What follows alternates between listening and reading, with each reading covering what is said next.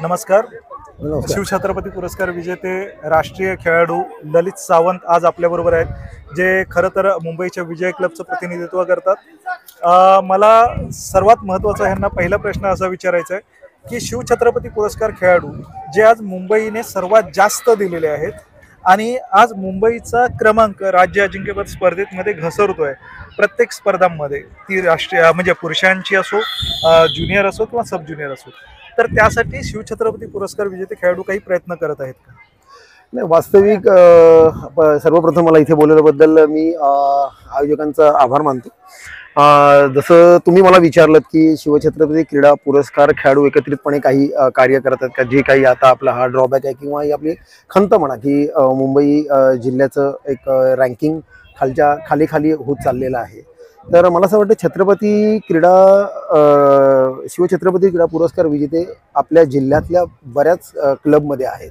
बऱ्याच क्लबच्या खेळाडूंना छत्रपती क्रीडा पुरस्कार मिळाले आहेत. नावाजलेले खेळाडू सुद्धा आहेत माझे. मला असं वाटतं की त्यांनी सर्वांनी एकत्रितपणे येण्यापेक्षा आपापल्या क्लबवरती अगदी थोडा वेळ, कारण सगळेजण सध्या सगळ्यांचं आयुष्य थोडंसं बिझी आहे, पण ज्या खेळाने आपल्याला घडवलं, ज्या खेळाने आपल्याला आज रोजीरोटी दिली, त्यांच्या अनुषंगाने खेळामुळे आपल्याला आज नोकरी लागली, खेळामुळे आपली आज ओळख झाली खेळामध्ये. राज्य सरकारने तुमचा एवढा मोठा सत्कार केला. तर मला असं वाटतं की खेळाचं आपण काहीतरी देणं लागतो, तर एक थोडंसं योगदान आपण एक क्लबवर द्यायला हवं. वास्तविक पाहता थोडासा प्रवास आहे, खेळाडू सेटल झालेले आहेत, लांब गेलेले आहेत, तरी पण असं मला असं वाटतं की आळीपाळीने म्हणा किंवा 2 दिवस तू 2 दिवस मी, अशा पद्धतीने क्लबवर खेळाडू घडवायला हवे. जोपर्यंत खेळाडू क्लबमध्ये घडणार नाहीत, ज्या लोकल टुर्नामेंट खेळणार, तोपर्यंत जी मेहनत आपण केली, मग त्या मुलांनी जे केली होती छत्रपती क्रीडा तशी मेहनत त्यांच्याकडनं करून घेणं नाही असं नाही. आज बऱ्याच क्लबमध्ये, बऱ्याच संस्थांमध्ये असे खेळाडू आहेत ज्यांना छत्रपती क्रीडा पुरस्कार मिळाला नाही आहे, परंतु आपली पूर्ण संध्याकाळ ती क्लबसाठी देतात, संस्थेसाठी देतात, संस्थेवरच्या असलेल्या प्रेमापोटी देतात. असे बरेच क्लब आहेत.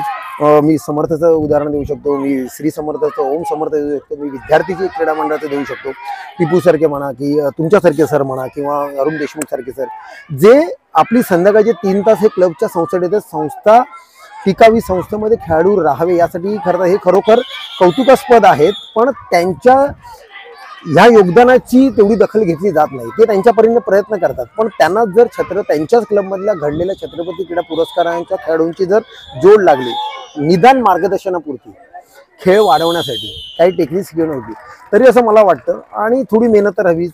मला असं वाटतं की आपला दर्जा वाढायला काही हरकत नाही.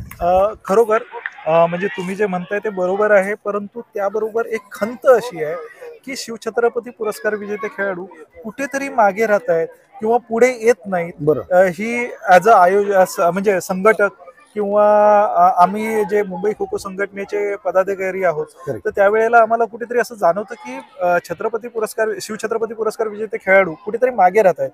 जर आज तुम्ही सिने कलाकार आहात किंवा ग्लॅमरस हे आहे, तर असे खेळाडू जर का त्या किंवा वेगवेगळ्या रेल्वेमध्ये आहेत, बँकेत आहेत, आज पोस्टात भरती सुरू झालेली आहे, अजून काही ठिकाणी खेळाडूंसाठी सुविधा उपलब्ध करून द्यायला शिवछत्रपती पुरस्कार विजेते खेळाडूंकडून किंवा त्यांनी केलेल्या प्रयत्नातून जर का असं काही घडत असेल, तर त्याला एक वेगळं वेटेज येतं. सरकार दरबारी सुद्धा एक वेगळं वेटेज ह्या खेळाडूंसाठी आहे.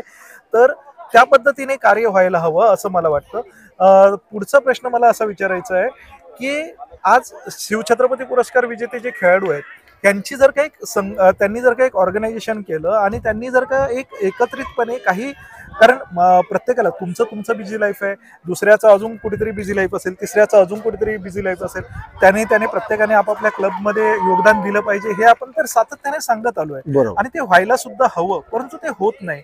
पण ती जर काही कुठेतरी बांधिलकी आली आणि शिवछत्रपती पुरस्कार विजेते खेळाडूंनी जर का एखादी संघटना केली आणि त्यांनी जर का काही आर्थिक पाठबळ नसलेल्या खेळाडूंना प्रोत्साहन दिलं, काही वेळेला की काही क्लब वाटून घेतले की इकडे तिकडे असं, म्हणजे प्रत्येक काही ठिकाणी हे केलं, तर वेगवेगळ्या क्लबमध्ये जाऊन मार्गदर्शन केलं.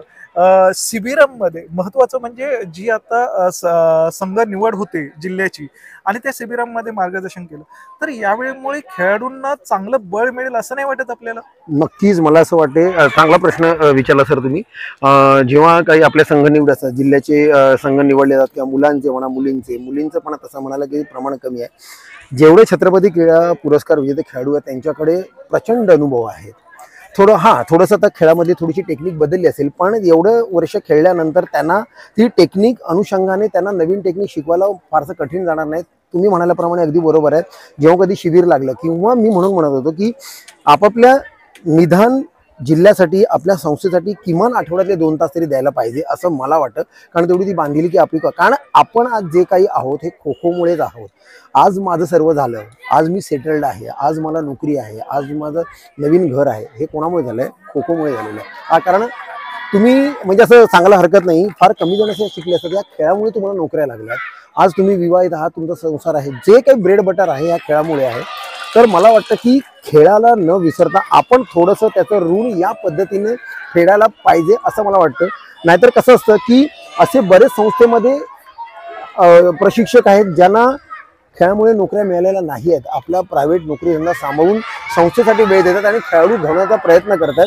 तर मला असं वाटतं की नक्कीच छत्रपती पुरस्कार विजेते जेवढे खेळाडू आहेत त्यांनी कदाचित संघटना बनवावी, प्रत्येक क्लबला येऊन व्हिजिट द्यावं किंवा शिबिर असेल शिबिरामध्ये काय म्हणतात ते आपल्या मार्गदर्शन करण्यासाठी वेळात वेळ काढून द्यावी. कारण वेळ हा मिळत नसतो, वेळ हा काढावा लागतो. आणि जर आपल्याला जर इथून वाटलं की आपला संघ किंवा आपला जिल्हा थोडा वरच्या लेवलला यावा किंवा एक स्पर्धा चांगली खेळावी, त्यासाठी तर मला असं वाटतं की थोडंसं डिव्होशन देणं फार आणि फार महत्त्वाचं आहे असं मला. बरोबर आहे, हृदयातून येणं हे खूप गरजेचं आहे. आणि नेमकं तेच ललित सावंत आपल्याला सांगत होते. त्यांनी मला वाटतं त्यांनी लीड घ्यावा. शिवछत्रपती पुरस्कार विजेते जे खेळाडू, त्या महिला असो किंवा पुरुष असो, त्यांनी एकत्रित येऊन मुंबई जिल्ह्याच्यासाठी आणि राज्यासाठी सुद्धा एक मोठं योगदान द्यावं अशी मी त्यांना विनंती करतो आणि तेच सांगतो. मी नक्कीच या निमित्ताने ग्वाही देतो की यानंतर कधी जिल्हा म्हणजे पुरुष महिला किंवा कुमार कुमारी ज्या ज्या गटांमध्ये आपल्या स्पर्धा होतात त्यावेळेला आम्ही म्हणजे ज्यांना छत्रपती पुरस्कार विजय लोकांना शक्य होईल आम्ही येऊन तिकडे मार्गदर्शन देऊ याची मी आपल्याला नक्की ग्वाही देतो. आणि हा खेळ वाढवण्याचा आणि आपले खेळाडू मोठा करण्याचा जिल्ह्याचा आणि संस्थेचा प्रयत्न करतो.